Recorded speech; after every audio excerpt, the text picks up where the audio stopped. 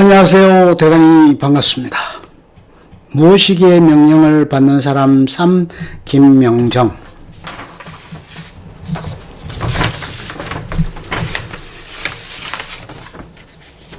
호나이 프롬 슬리반의 사회 심리학.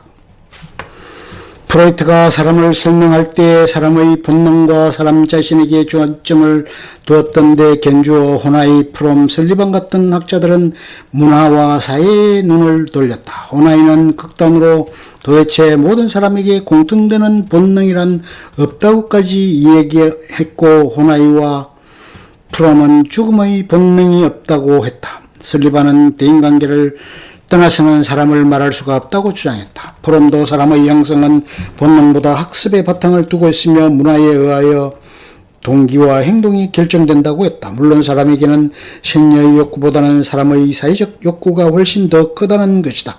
프로이트가 사람의 본능과 사회 문화 사이의 역관계를 이야기한 데 견주어 이들은 사회가 억압하는 기능이 있지만 오히려 창조하는 기능도 있다고 했다.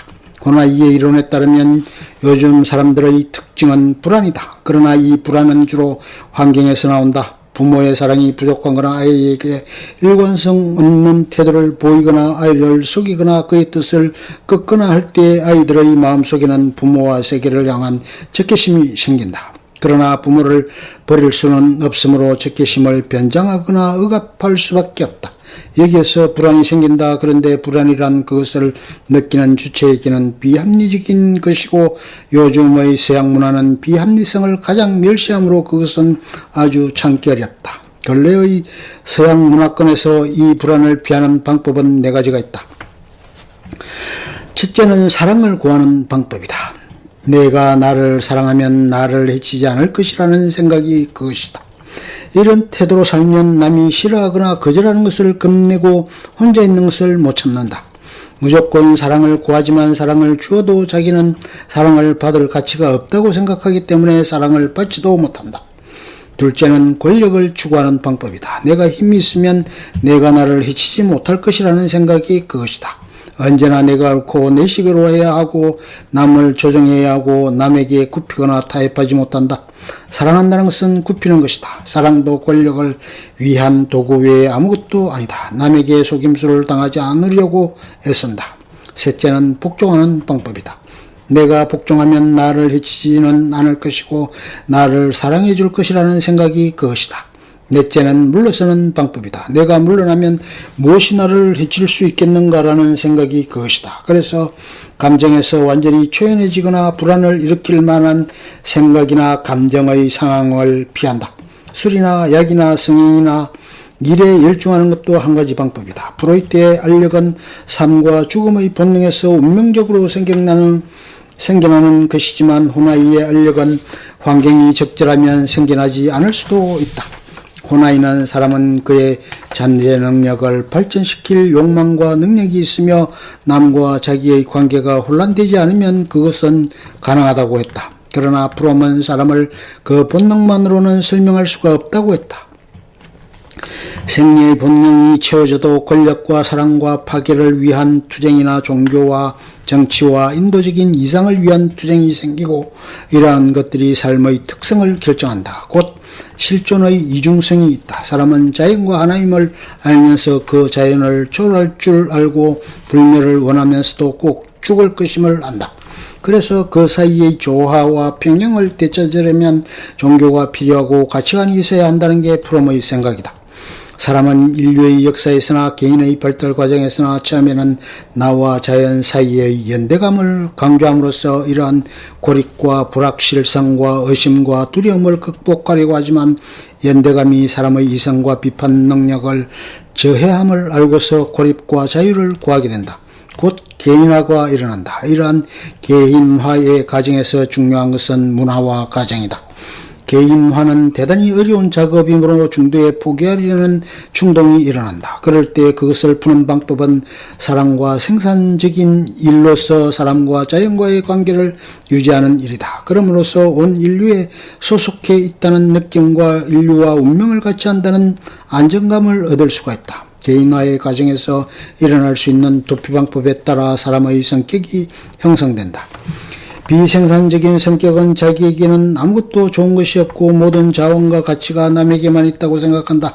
여기에는 무엇이거나 남에게서 받으려는 수용 성격, 남에게서 빼앗으려는 약탈 성격, 무엇이나 손에 들어온 것은 지키면서 남에게는 웬만하면 주지 않는 저장 성격, 자기의 인격을 시장 가격으로 가치가 정해지는 상품으로 보는 시장 성격이 들어간다. 생산적인 성격은 자기를 사랑할 능력이 있고 다른 사람들과 진정한 인간관계를 맺을 수가 있다. 그는 자기 이성으로 세계를 파악하고 이해하는 능력이 있다. 그리고 그는 생산적인 일을 할 수 있고 나아가 세상에 보람있고 가치 있는 일을 한다. 설리반은 사람에게 필요한 욕구가 두 가지가 있다고 했다. 신체 생리적인 욕구와 사회적인 욕구가 그것이다. 생리적인 욕구를 채울 때 만족이 생기고 사회적인 욕구를 채울 때 안정감이 생긴다. 사람은 그 두 세계와 밀접히 서로 작용하면서 살기 때문에 만일에 그 둘 중에 한 가지 세계에서 완전히 끊기면 제대로 살 수가 없는 존재이다. 불안은 생리욕구를 문화에서 용납되는 방법으로 성취하지 못할 때 생겨난다. 곧 대인관계와 관련해서 생겨난다. 그런데 어릴 적에는 사람의 대인관계가 부모의 태도에 따라 수동적으로 이루어지고 자기 자신을 평가할 때도 부모가 자기를 평가하는 기준을 그대로 받아들인다. 그리고 이것이 해기되어 평생 동안 계속되기가 쉽다. 이렇게 이루어진 자기 자신의 제한성과 특이성 때문에 자라난 뒤에까지 자기에 대한 남들의 의견을 왜곡하여 평가하게 된다. 자기의 색안경으로 남이 자기를 잘못 평가한다고 생각하게 되면 남과의 관계가 건전하지 못하게 되고 알력이 생기며 불안정해진다. 설리반은 사람의 마음과 인격이 대인관계에서 생길 뿐만 아니라 우리의 마음이나 인격 자체가 대인관계라고까지 말했다. 그는 우리가 관찰할 수 있는 것은 충동이나 본능이나 마음의 구조가 아니고 대인관계의 상황임을 밝히고 너무 주관적인 설명에 기대지 않는 것이 좋다고 충고했다. 정신분석학의 마지막 목표. 정신분석학의 마지막 목표는 사람의 인격 성장을 돕는 일이다. 정신분석학의 근본 명제가 사람은 변화할 수 있다는 것이다. 프로이트의 이론에 따르면 인격을 성장시키기 위해서는 무엇보다 자아를 강화해야 하고 반대로 초자아는 너무 강하거나 폭군이어서는 안 된다. 사회의 질책에 지나치게 민감하지 않는 것이 좋으며 웬만하면 억압을 적게 하는 것이 좋다. 억압하는 데 힘을 소모하고 나면 자기 행복과 안녕을 위하여 쓸 힘이 부족해진다.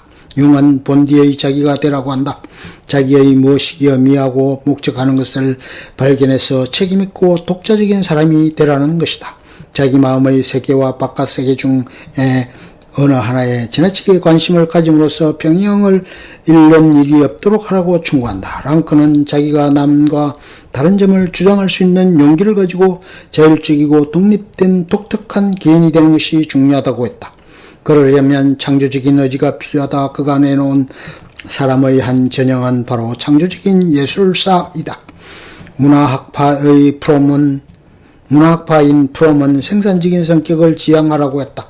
세상과 적극적이고 창조적인 관계를 맺고 이성의 힘으로 인간의 존재나 사태를 있는 그대로 파악하고 사랑으로 세계와 하나가 되어 세계를 위하여 어떤 것을 생산하라고 했다. 자기 자신을 뚝 떨어진 존재, 더 나뉠 수 없는 존재, 곧 개인으로 체험하되 인간과 자연과 정의로 관계 맺고 분리와 소외를 넘어서서 존재하는 모든 것과 하나를 이루라고 했다. 그러므로 모든 정신 분석학파의 공통되는 점은 무엇익을 의식화하는 것이 중요하다는 것이다. 자신의 무엇익을 알고 자신의 현재 위치를 파악하기 전에는 어떤 발전도 있을 수가 없다. 김명정, 부산대학교 의과대학 정신과 교수이며 저서로는 히스테리 신경증 환자에 관한 임상적 고찰, 환자와의 대화 등이 있다.